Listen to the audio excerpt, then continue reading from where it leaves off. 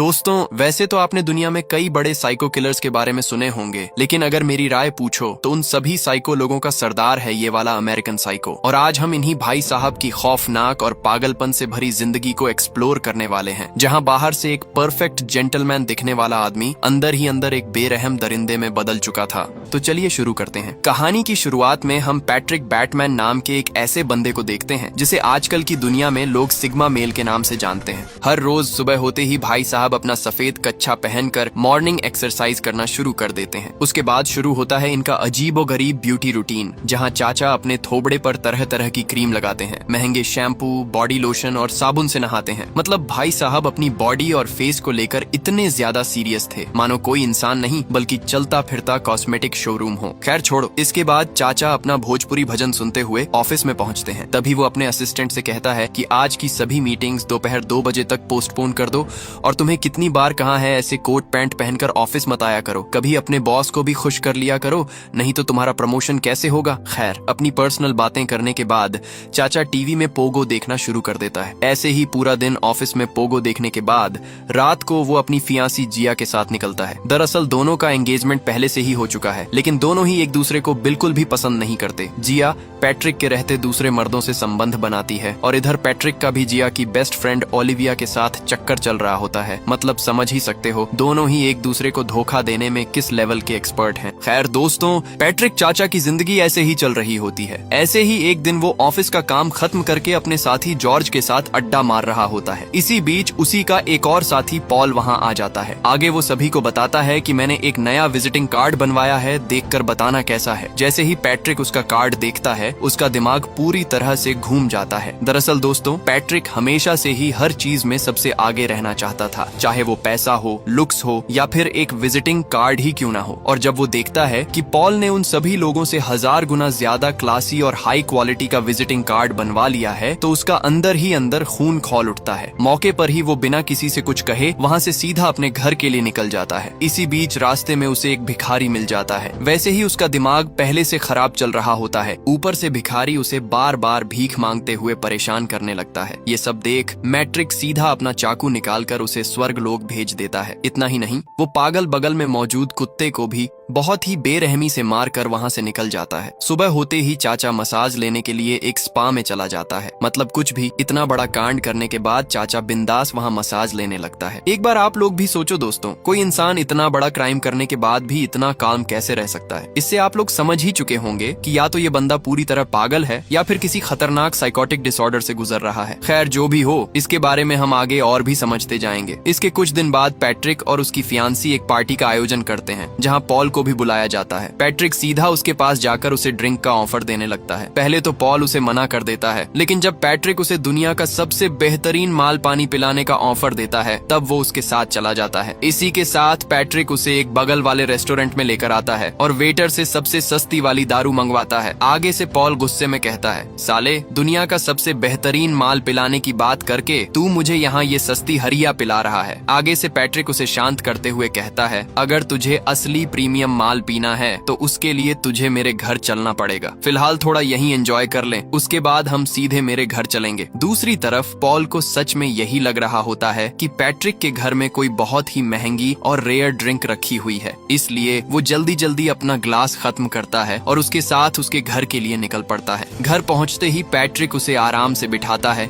एक म्यूजिक चालू करता है और खुद अंदर जाकर एक प्लास्टिक का रेनकोट पहन लेता है। ये सब देखकर पॉल को थोड़ा अजीब जरूर लगता है, लेकिन तब तक उसे जरा भी अंदाजा नहीं होता कि अगले कुछ सेकंड्स में उसके साथ क्या होने वाला है। इसके बाद पैट्रिक पागलों की तरह डांस करना शुरू कर देता है और इसी बीच वो पीछे से अपना हथियार निकाल लेता है। इससे पहले कि पॉल कुछ समझ पाता, पैट्रिक उस पर बहुत ही बेरहमी से हमला कर देता है और उसे मौत के घाट उतार देता है। मतलब समझ ही सकते हो ये भाई साहब किस लेवल का एक खौफनाक साइको किलर बन चुका था। इसके बाद वह पॉल की लाश को एक बोरी में भरकर घसीटते हुए गाड़ी की डिक्की तक ले जाता है। इसी के साथ वह बॉडी को गाड़ी में डालकर सीधा पॉल के अपार्टमेंट में चला आता है। दरअसल उसे मारने के बाद पैट्रिक उसके घर की चाबी भी चुरा लेता है। घर में घुसते ही वह एक सूटकेस निकालकर पॉल के पासपोर्ट के साथ साथ उसके कुछ कपड़े भी पैक करने लगता है। इसके बाद वह टेप रिकॉर्डर में पॉल की आवाज की नकल करते हुए उसकी गर्लफ्रेंड के लिए एक वॉइस मैसेज छोड़ देता है कि मैं 4-5 महीनों के लिए लंदन जा रहा हूँ, वापस आते ही तुमसे सीधा कांटेक्ट करूंगा। दरअसल दोस्तों, पैट्रिक ये ये सब इसलिए कर रहा होता है ताकि पॉल के अचानक गायब होने का असली सच किसी को भी पता ना चल सके।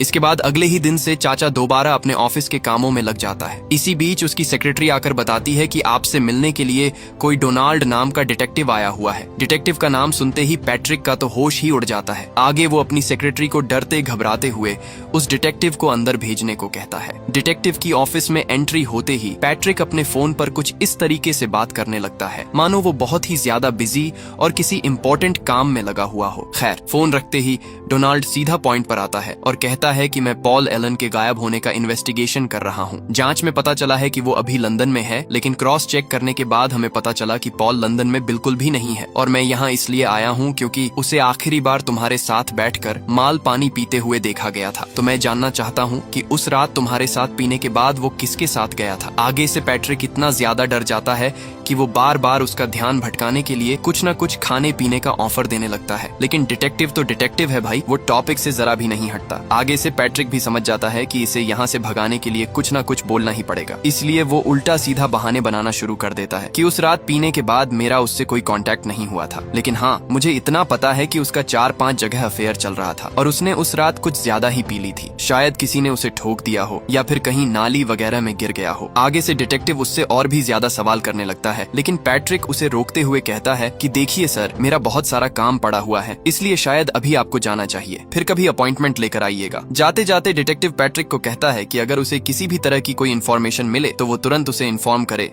क्योंकि अब डिटेक्टिव भी उसके पीछे लग चुका था, इसलिए उसका दिमाग अब पूरी तरह से हैंग हो चुका था। इसी वजह से अपना दिमाग शांत करने के लिए वो रात को सड़क से एक प्रोस्टिट्यूट को उठाता है। इसके बाद वो एक और प्रोस्टिट्यूट को कॉल लगाकर अपने फ्लैट में बुलाता है। मतलब समझ ही सकते हो दोस्तों, इसका एक से काम नहीं चलने वाला था, इसलिए 2-2 प्रोस्टिट्यूट को बुलाया है। इसके बाद क्या होगा ये तो आप सभी को बहुत अच्छी तरीके से पता ही है, इसलिए मैं उतना डिटेल में नहीं जाने वाला। खैर, अपना काम खत्म करने के बाद वो दोनों लड़कियों का पेमेंट देकर वहाँ से भगा देता है। अगले दिन पैट्रिक फिर से अपने दोस्तों के साथ अड्डा मार रहा था। इसी बीच एक और चाचा आकर पैट्रिक को अपना नया विजिटिंग कार्ड दिखाने लगता है। और जैसे कि आप लोगों को तो पता ही है, भाई साहब किसी को भी खुद से बेहतर देखना बिल्कुल बर्दाश्त नहीं कर पाते थे, इसीलिए उसका एक बार फिर अंदर ही अंदर खून खौलना शुरू हो जाता है। वो उस आदमी का पीछा करते करते वॉशरूम तक पहुंच जाता है। वहाँ पैट्रिक ग्लव्स पहनकर उसका गला दबाने के लिए आगे बढ़ता ही है कि तभी कुछ ऐसा हो जाता है जिसे देखकर पैट्रिक का सारा गुस्सा ही गायब हो जाता है। दरअसल सामने वाला चाचा एक गे निकलता है और ऊपर से वो पैट्रिक को भी अपने जैसा ही समझ रहा होता है। यहाँ सच में दोस्तों, पैट्रिक चाचा का रिएक्शन देखने लायक था। आगे वाला भाई साहब तो पैट्रिक से शादी तक की बातें करने लगता है। ये सब देख पैट्रिक चाचा का सारा मर्डर प्लान वहीं ठंडा पड़ जाता है और वो मौके पर ही वहाँ से 9-2-11 हो जाता है। उसका दिमाग यहाँ इतना ज्यादा खराब हो चुका था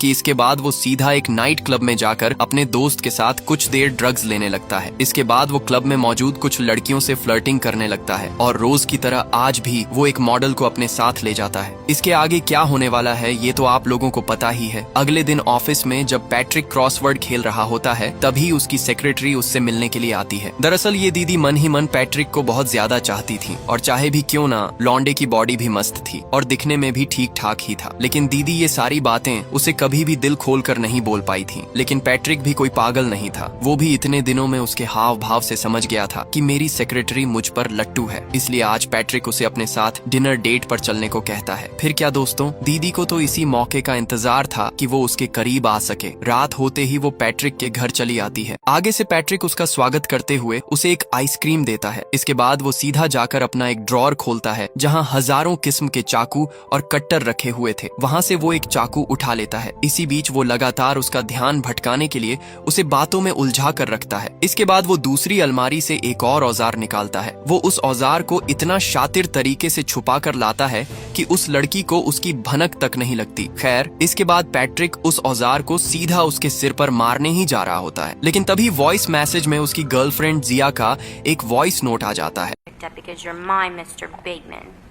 वहाँ जिया का वॉइस नोट सुनने के बाद वो लड़की समझ जाती है कि पैट्रिक और जिया अभी भी रिलेशन में हैं और उसने मुझे यहाँ इसलिए बुलाया क्योंकि उसे मेरे साथ बस मजे लेने थे। ये सब सुनने के बाद दीदी काफी उदास हो जाती है। आगे से पैट्रिक भी उसका ऐसा उदास चेहरा देखकर उसे मार नहीं पाता। जैसे कि आप लोगों को पता ही है कि ये साइको किलर बस उन्हीं लोगों को मारता है जो कंपटीशन में उससे आगे बढ़ना चाहते हैं या फिर जो ज्यादा खुश रहते हैं, क्योंकि किसी की खुशी उसे बिल्कुल भी बर्दाश्त नहीं होती। इसलिए वो अपनी सेक्रेटरी को नहीं मारता और उसे वहाँ से जाने को कहता है। इसी के साथ रात दीदी वहाँ से रोते हुए चली जाती है। अगले दिन ऑफिस पहुँचते ही पैट्रिक देखता है कि उससे मिलने के लिए फिर वही डिटेक्टिव आया हुआ है। आते ही डिटेक्टिव पूछता है, क्या भाई कुछ पता चला कि नहीं? इस पर पैट्रिक शांत होकर कहता है, हाँ, रिसेंटली मुझे पता चला है कि वो अभी लंदन में ही है। दरअसल वो खुद को अंडरग्राउंड करना चाहता है। असल में उसका बहुत सारी लड़कियों के साथ रिलेशन चल रहा था, इसलिए जब उन लड़कियों को पता चला कि वो एक साथ सभी का काट रहा है, तब सब उसके पीछे हाथ धोकर पड़ गईं। इसी डर से वो अमेरिका छोड़कर लंदन शिफ्ट हो गया। ये सुनकर डिटेक्टिव हैरानी से पूछता है, क्या मजाक है? तुम श्योर हो कि वो लड़कियों की वजह से ही लंदन भागा है? इस पर पैट्रिक कहता है, जी हाँ सर, मैंने तो ऐसा ही सुना है। अब दोस्तों, ये डिटेक्टिव इतना भोला निकलता है कि पैट्रिक की लगभग हर बात पर भरोसा करने लगता है। जाते जाते वो बस इतना कहता है कि अगर कोई और जानकारी मिले तो तुरंत इन्फॉर्म कर देना। डिटेक्टिव के जाते ही पैट्रिक का मूड फिर से खराब हो जाता है। रात को ऑफिस से लौटते वक्त उसे फिर वही प्रोस्टिट्यूट दिखाई देती है, लेकिन इस बार क्रिस्टी उसके साथ जाने से साफ मना कर देती है, क्योंकि पिछली बार पैट्रिक ने कुछ ज्यादा ही खतरनाक तरीके से गाड़ी चलाई थी।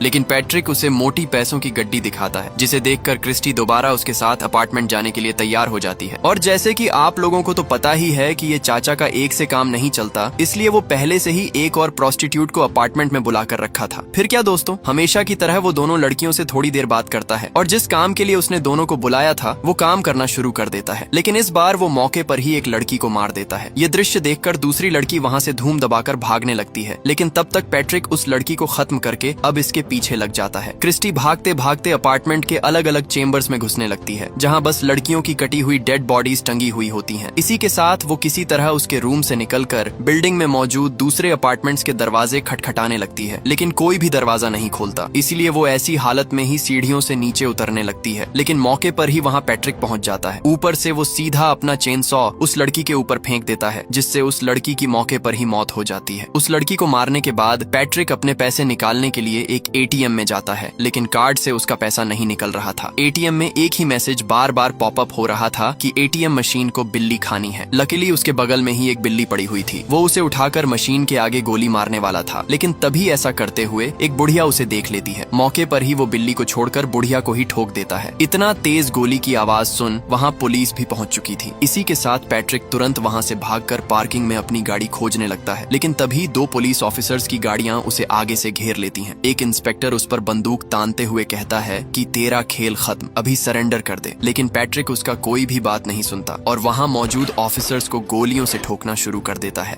इस फायरिंग के बीच एक गोली जाकर सीधा ऑफिसर की गाड़ी की टंकी में लग जाती है, जिससे वहां जोरदार ब्लास्ट हो जाता है। ऐसा खतरनाक दृश्य देखकर पैट्रिक खुद भी बुरी तरह घबरा जाता है और किसी के आने से पहले ही वहां से दोबारा भाग निकलता है। इसके बाद वो गलती से अपना अपार्टमेंट समझकर किसी दूसरे अपार्टमेंट में घुस जाता है। जब सिक्योरिटी उससे नाम रजिस्टर करने को कहता है तो पैट्रिक बिना कुछ सोचे समझे अपनी बंदूक निकाल कर उसे भी ठोक देता है, क्योंकि दोस्तों यहाँ तक आते आते चाचा का दिमाग पूरी तरह से खराब हो चुका था। उसे खुद समझ नहीं आ रहा था कि वो कर क्या रहा है। अब उसके सामने जो भी आ रहा था वो उसे गोली मारते हुए आगे बढ़ रहा था। ऐसे ही पागलों की तरह भागते भागते कुछ देर बाद वो आखिरकार अपने अपार्टमेंट तक पहुंच जाता है, लेकिन रूम में घुसते ही वो बाहर देखता है कि उसे पकड़ने के लिए मिलिट्री तक पहुंच चुकी है। ये देख वो तुरंत अपने लॉयर को कॉल लगाता है और घबराहट में कहता है कि उसने लगभग 30 से 40 लोगों को मौत के घाट उतार दिया है। इतना ही नहीं, वो ये भी बताता है कि किस तरीके से उसने कुछ लड़कियों के बॉडी पार्ट्स को भी काट कर खाया है। दरअसल वो ये सब अपने लॉयर को इसलिए बता रहा था ताकि वो उसे बचाने के लिए हर मुमकिन कोशिश कर सके। इसके बाद वो कॉल पर ही उससे मिलने की बात कहता है। खैर, अगली सुबह अपना मॉर्निंग रूटीन खत्म करने के बाद वो सीधा पॉल एलन के अपार्टमेंट की तरफ निकल जाता है। वहाँ पहुंचकर वो देखता है कि पॉल का घर पूरी तरह खाली पड़ा हुआ है। तभी एक लेडी आकर उसे बताती है कि ये घर ऑलरेडी सेल हो चुका है, इसलिए आप यहाँ से चले जाइए। इस पर पैट्रिक हैरानी से कहता है कि मेरा दोस्त पॉल एलन यहाँ रहता है, उसकी इजाजत के बिना आप लोग ये घर कैसे बेच सकते हो। तब वो लेडी साफ शब्दों में कहती है कि यहाँ पॉल एलन नाम का कोई आदमी नहीं रहता, इसलिए तुम यहाँ से तुरंत निकल जाओ। ये सब सुन पैट्रिक तो अंदर से पूरी तरह हिल जाता है। वो बिना कोई बहस किए वहाँ से सीधा बाहर निकल आता है। बाहर आते ही रोते हुए अपनी सेक्रेटरी को कॉल लगाता है और कहता है कि आज वो ऑफिस नहीं आ पाएगा। लेकिन दूसरी तरफ सेक्रेटरी लगातार उसे ऑफिस आने के लिए बोल रही होती है, क्योंकि बहुत सारा काम पड़ा हुआ था। उसकी बातें सुन पैट्रिक और ज्यादा चिढ़ जाता है। वो गुस्से में कॉल काटता है और सीधा बार में अपने दोस्तों के पास पास चला जाता है। वहाँ कुछ देर बैठने के बाद उसका लॉयर हावर्ड भी वहाँ पहुँच जाता है। उसे देखते ही पैट्रिक तुरंत उसके पास जाकर पूछता है, कल मैंने तुम्हें वॉइस नोट भेजा था, तुम्हें मिला कि नहीं? इस पर हावर्ड हंसते हुए कहता है, कल कितना चढ़ाकर मैसेज भेजा था बे। खैर, स्टोरी तो बढ़िया थी लेकिन एंडिंग बहुत बेकार थी। ये सुनते ही पैट्रिक पूरी तरह भड़क जाता है क्योंकि हावर्ड ने उसकी सारी बातों को मजाक समझ लिया था। इसके बाद वो गुस्से में कहता है, अरे भाई, वो सब मजाक नहीं था, मैंने ही पॉल एलन को मारा है, साथ ही बाकी के 30 से 40 लोगों को भी ऐसे ही खत्म कर दिया, इसलिए मुझे बचाने के लिए तुरंत प्रिपरेशन लो। लेकिन हावर्ड उसकी बात सुनकर आराम से कहता है, क्या बकवास कर रहे हो, मैं तो 2 दिन पहले ही पॉल एलन के साथ बैठकर माल पानी पी रहा था। ये सुनते ही पैट्रिक के पैरों तले जमीन खिसक जाती है क्योंकि पॉल को तो उसने अपने हाथों से मारा था, फिर वो अभी तक जिंदा कैसे हो सकता है? और अगर उसने सच में इतने लोगों को मारा था तो अब तक पुलिस या मिलिट्री उसे पकड़ने क्यों नहीं आई? दरअसल दोस्तों, इतने दिनों से पैट्रिक जिन लोगों को मार रहा था वो सब उसकी हेलुसिनेशन थी। असल में वो जिन लोगों को पसंद नहीं करता था उन्हें अपनी इमेजिनेशन में ही मारता रहता था। यानी इतने दिनों से उसका दिमाग और रियलिटी पूरी तरह आपस में उलझ चुके थे। तो दोस्तों, आज की कहानी कैसी लगी कमेंट में जरूर बताना और मेरी बाकी वीडियोस भी जरूर चेकआउट करना। आपका बहुत बहुत धन्यवाद।